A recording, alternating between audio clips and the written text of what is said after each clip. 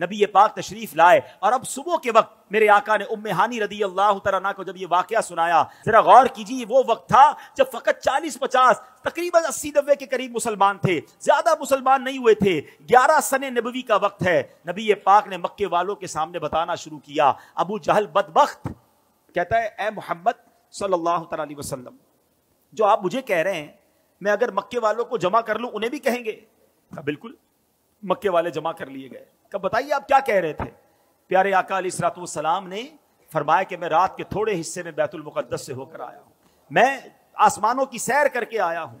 اللہ اکبر، مکے میں شور مچ گیا۔ ابو جہل نے بدبخت نے نبی پاک کی گستاخی کرنا شروع کی۔ کہا دیکھو یہ کیسی بات کرتے ہیں۔ کفر والے تو تھے ہی تھے، کچھ ایمان والے بھی تذبذب ہو گئے۔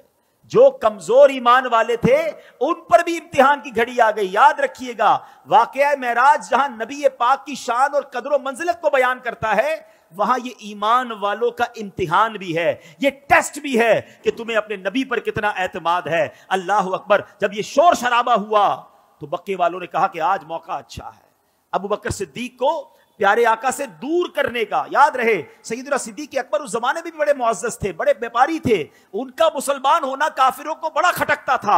انہوں نے کہا کسی طرح ان کو دور کر دو، اسلام کمزور ہو جائے گا۔ فوراً پہنچے صدیق اکبر کے گھر پر، دروازہ کھٹکھٹایا، دروازہ کھلا۔ کہا ابو بکر تم جانتے ہو تمہارے نبی کیا کہتے ہیں، جن کا تم بڑا نام لیتے ہو، بڑا عجیب دعویٰ کرتے ہیں۔ کہا بتاؤ کیا کہتے ہیں؟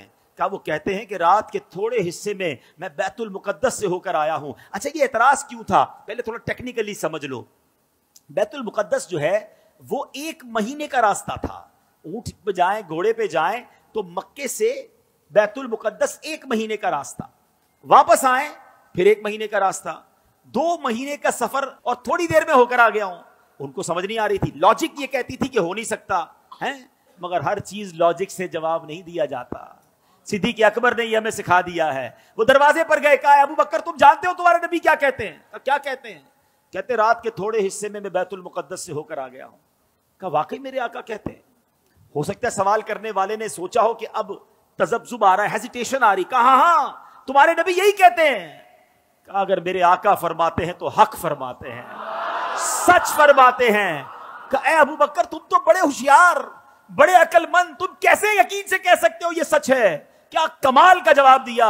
فرماتے میں تو اس سے بڑی خبروں کی تصدیق کرتا ہوں۔ جب نبی پاک مجھے آسمان کی خبر دیتے ہیں کہ جبریل آتے ہیں، قرآن لاتے ہیں، وحی نازل ہوتی ہے، نہ جبریل کو دیکھا نہ قرآن نازل ہوتے دیکھا، میں نبی پاک کی جب ان باتوں کو مانتا ہوں تو میں اس کو بھی مانتا ہوں۔